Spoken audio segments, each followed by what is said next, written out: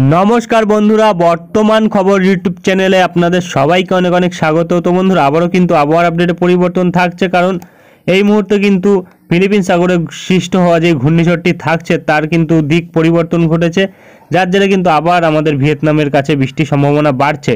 তবে এর সাথে কিন্তু আমরা যেই পশ্চিমী ঝঞ্ঝার ব্যাপারে দেখিয়েছিলাম সেই পশ্চিমী ঝঞ্ঝার ব্যাপারেও কিন্তু আমাদের ভারতীয় মৌসুম ভবন কিছুটা আপডেট দিয়েছে। তো কোন কোন জায়গায় বৃষ্টি হতে পারে পশ্চিমী ঝঞ্ঝার জেরে এবং আমাদের দক্ষিণবঙ্গে তাপমাত্রা কতটা নামছে বা বাড়ছে তা কিন্তু আমাদের আলিপুর আবহাওয়া দপ্তর জানিয়ে দিয়েছে। তো কী পরিবর্তন থাকছে তাপমাত্রা তা কিন্তু তুলে ধরবো, তাই বিস্তারিত জানতে হলে সঠিক আপডেটটি পেতে হলে ভিডিওটি অবশ্যই শুরু থেকে শেষ অবধি দেখবেন এবং ভালো লেগে থাকলে একটি লাইক করবেন। আর আমাদের ভিডিওটির নিচে একটি লাল রঙের সাবস্ক্রাইব বাটন আছে, সেটিকে টিপে তার পাশে থাকা বেল আইকনটিকে অল অপশানে দিয়ে আমাদের সাথে থাকবেন। এবং আপনারা বর্তমানে ভিডিওটি কোন জেলা বা জায়গা থেকে দেখছেন, সেখানকার আবহাওয়ার পরিস্থিতি কেমন আছে তা কিন্তু অবশ্যই কমেন্ট বক্সে কমেন্ট করে জানাতে ভুলবেন না। তো চলুন বন্ধুরা আমরা ভিডিওটিকে শুরু করব, তবে তার আগে দেখে নেব আমাদের ভারতীয় মৌসুম ভবন ও আলিপুর আবহাওয়া দপ্তর কী বলছে।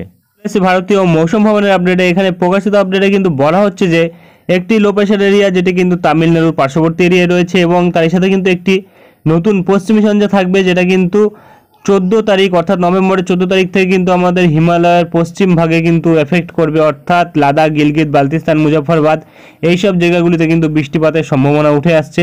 এবং আগামী 7 দিন কি ফোরকাস্ট থাকছে অর্থাৎ কি পূর্বাভাস থাকছে, তো এখানে বলা হচ্ছে যে হালকা বৃষ্টি, তার সাথে মাঝারি বৃষ্টি এবং তার সাথে কিন্তু বজ্রঝড় থাকতে পারে কিছু জায়গায়, যেটা তামিলনাড়ুর উপর থাকবে, পুদুচেরি, কারাইকাল, কোস্টাল অন্ধ্রপ্রদেশ, ইয়ানাম, রায়ালসীমা এই জায়গাগুলিতে কিন্তু 13 থেকে 16 তারিখ অবধি থাকবে। এবং এর সাথে কিন্তু বলা হচ্ছে বিচ্ছিন্নভাবে ভারী বৃষ্টির সম্ভাবনা থাকবে তামিলনাড়ু, পুদুচেরি, কারাইকাল, অর্থাৎ আমরা যেটা পাচ্ছি ম্যাক্সিমাম জায়গাটাই কিন্তু দেখা যাচ্ছে যে আমাদের দক্ষিণ ভারতবর্ষের ক্ষেত্রেই কিন্তু বৃষ্টি থাকছে এবং অন্যান্য জায়গাগুলিতে কিন্তু তেমন কোনো বৃষ্টির সম্ভাবনা এই মুহূর্তে মৌসুম ভবনের তরফ থেকে দেওয়া হয়নি। এবং এখানে যেটা আমরা পাচ্ছি বলা হচ্ছে এখানে ঘন থেকে অতি ঘন কুয়াশা থাকতে পারে, যেটা কিন্তু রাত্রির এবং সকালবেলা আর্লি মর্নিংয়ের দিকটাতে থাকতে পারে, যেটা কিন্তু বলা হচ্ছে। এবং এখানে কিন্তু যেটা বলা হচ্ছে পাঞ্জাবে লক্ষ্য করা যাবে 14 তারিখ অবধি এবং এখানে আগামী দুদিন কিন্তু এই পরিস্থিতি থাকবে এবং ঘন কুয়াশা থাকতে পারে রাত্রিবেলা এবং সকালবেলার দিকটাতে, যেটা কিন্তু হিমাচল প্রদেশে থাকবে 17 তারিখ অবধি সকালবেলা অবধি, যেটা বর্তমানে বলা হয়েছে। এবং এর সাথে হরিয়ানা, উত্তরপ্রদেশেও কিন্তু 15 তারিখ অবধি থাকবে এই পরিস্থিতি। এবং এখানে তাপমাত্রার ক্ষেত্রে যেটি বলা হয়েছে, এখানে কিন্তু মিনিমাম তাপমাত্রা অর্থাৎ সর্বনিম্ন তাপমাত্রার ক্ষেত্রে কিন্তু তেমন কোনো বড় পরিবর্তন লক্ষ্য করা যাবে না আগামী 5 দিন, যেটা কিন্তু আমাদের উত্তর পশ্চিম ভারতবর্ষের দিকে। এবং এখানে কিন্তু তাপমাত্রা ধীরে ধীরে কমে আসবে, যেটা কিন্তু আগামী 4 দিনের মধ্যে থাকবে আমাদের পূর্ব ভারতবর্ষে 3 থেকে 4 ডিগ্রি কমে যাওয়ার সম্ভাবনা কিন্তু উঠে আসছে।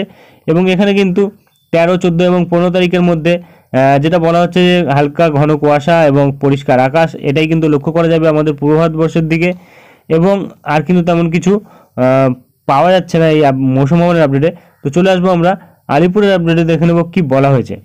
তো আমরা চলে এসেছি আলিপুরের আপডেটে, দেখে নেব কী বলা হয়েছে আলিপুরের তরফ থেকে। এখানে কিন্তু যেটা আমরা পাচ্ছি আলিপুরের তরফ থেকে বলা হয়েছে যে শুষ্ক আবহাওয়া কিন্তু থাকবে প্রায় 19 তারিখ অবধি সব জেলার মধ্যেই, কোনো জায়গাতে কিন্তু বৃষ্টির সম্ভাবনা নেই। এবং এখানে কিন্তু তাপমাত্রা বলা হচ্ছে আগামী 24 ঘন্টার মধ্যে তেমন কোনো বিশেষ পরিবর্তন না থাকলেও তারপরে কিন্তু বলা হচ্ছে যে 3 থেকে 4 ডিগ্রি তাপমাত্রা কমে যাবে, যেটা কিন্তু আমাদের দক্ষিণবঙ্গ অর্থাৎ আমাদের গাঙ্গেয় পশ্চিমবঙ্গের ক্ষেত্রে বলা হচ্ছে। এবং এখানে কিন্তু কোনো সতর্কবার্তা জারি নেই আলিপুরের তরফ থেকে। এবং আমাদের উত্তরবঙ্গের ক্ষেত্রেও কিন্তু সেম আপডেট থাকছে, উত্তরবঙ্গেও কিন্তু তেমন কোনো জায়গায় বৃষ্টির সম্ভাবনা নেই, শুধুমাত্র কিন্তু দার্জিলিং এবং কালিম্পংয়ের উপর বৃষ্টির সম্ভাবনা থাকছে। এবং তার সাথে কিন্তু আগামী 24 ঘন্টার মধ্যে মিনিমাম তাপমাত্রাতে কোনো পরিবর্তন নেই এবং তারপরে কিন্তু 3 থেকে 4 ডিগ্রি তাপমাত্রা উত্তরবঙ্গের ক্ষেত্রেও কিন্তু কমে যাওয়ার সম্ভাবনা থাকছে। এবং আর কিন্তু তেমন কিছু বলা হয়নি আলিপুরের তরফ থেকে। তো চলে আসবো আমরা উইন্ডির লাইভ স্ক্রিনে, দেখে নেবো কি পরিবর্তন ঘটেছে। তো আমরা চলে এসেছি উইন্ডির লাইভ স্ক্রিনে, বর্তমানে রয়েছে আমরা ইসিএম ডেভেলপ মডেল বজ্র বৃষ্টি মোডে। তো যেটা আমরা পাচ্ছি এই মুহূর্তে কিন্তু আমাদের দক্ষিণবঙ্গ সহ বাংলাদেশের কোনো জায়গাতেই তেমন কোনো বৃষ্টির সম্ভাবনা কিন্তু নেই। এবং বৃষ্টির পরিমাণে যদি আমরা মাপি তাহলে কিন্তু একদমই 0 মিলিমিটার বৃষ্টি কিন্তু লক্ষ্য করা যাচ্ছে সব জায়গাতেই, প্রায় সব জায়গাতেই কিন্তু 0 মিলিমিটার বৃষ্টি, অর্থাৎ তেমন কোনো বৃষ্টির সম্ভাবনা কিন্তু এই মুহূর্তে বাংলাদেশ, আমাদের গাঙ্গেয় পশ্চিমবঙ্গ অথবা আমাদের উত্তরবঙ্গের দিকেও নেই। উত্তরবঙ্গের দিকে দার্জিলিংয়ের কাছে কিন্তু বৃষ্টি থাকলেও অন্যান্য জায়গাগুলিতে কিন্তু বৃষ্টি থাকবে না, যেটা বর্তমানে পাওয়া যাচ্ছে।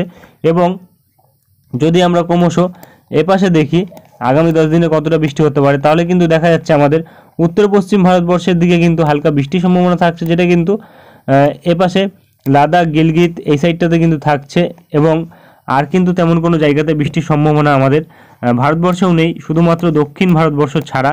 এখানে কিন্তু দক্ষিণ ভারতবর্ষের দিকে প্রায় সব জায়গাতেই বৃষ্টির সম্ভাবনা থাকছে, কারণ এখানে কিন্তু একটি নিম্নচাপ রয়েছে, যার জেরে কিন্তু এখানে এই বৃষ্টির সম্ভাবনাটি লক্ষ্য করা যাচ্ছে।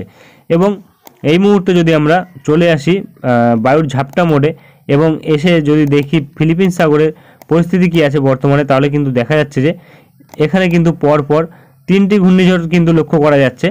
তবে এই 3টির মধ্যে একটিও কিন্তু তেমনভাবে ভিয়েতনামের ওপর আছড়ে পড়ার সম্ভাবনা রাখছে না।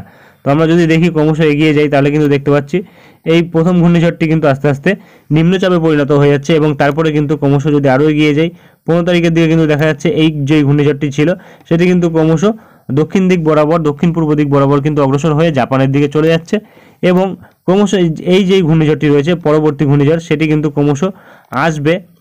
আসার পর কিন্তু এখানে বাধাপ্রাপ্ত হচ্ছে, স্থলভাগে শক্তি হারাচ্ছে এবং তারপরে কিন্তু ক্রমশ আবারও দক্ষিণ চীন সাগরে আসার পর শক্তি বাড়াচ্ছে।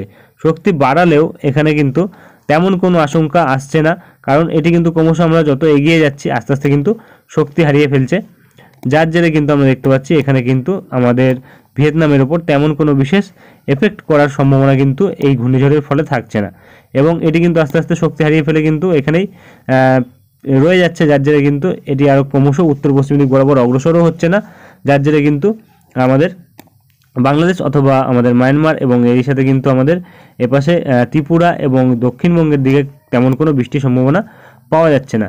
এবং যদি আমরা ক্রমশ এপাশে তাপমাত্রার দিকে আসি, তাপমাত্রার দিকে আসলে কিন্তু দেখা যাচ্ছে তাপমাত্রা কিন্তু আগামী 10 দিনে অনেকটা বড় পরিবর্তন থাকছে। তাপমাত্রা কিন্তু প্রথমে নামবে, তারপরে কিন্তু তাপমাত্রা আবার কিছুটা 2 ডিগ্রি মতো বাড়বে, যেটা বর্তমানে পাওয়া যাচ্ছে।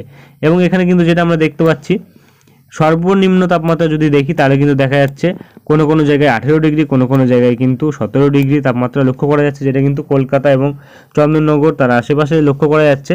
এবং যদি আমরা 10 দিনের বদলে আগামী 5-6 দিন আগে আসি, তাহলে কিন্তু আমরা দেখতে পাচ্ছি এখানে কিন্তু কিছু জায়গায় 19 তারিখের দিকে কিন্তু তাপমাত্রা সর্বনিম্ন যেটা সেটা কিন্তু প্রায় কোনো কোনো জায়গায় 17 ডিগ্রিতে নেমে আসবে, যেটা আমরা বর্তমানে পাচ্ছি। 20 তারিখের দিকে কিন্তু লক্ষ্য করা যাচ্ছে কোনো জায়গায় কিন্তু 17 ডিগ্রি থাকছে, কোনো কোনো জায়গায় 15 এবং কোনো কোনো জায়গায় 16, যেটা কিন্তু বাংলাদেশের মধ্যেও একই পরিস্থিতি থাকছে।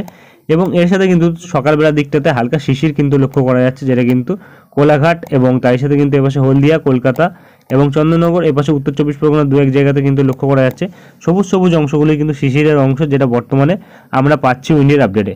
এবং আর কিন্তু তেমন কোনো বিশেষ বড় পরিবর্তন নেই, কারণ এখন থেকে তাপমাত্রা প্রায় 3-4 ডিগ্রি কমার পরে আবার কিন্তু তাপমাত্রা বাড়তে পারে, যেটা বর্তমানে উঠে আসছে উইন্ডের আপডেটে।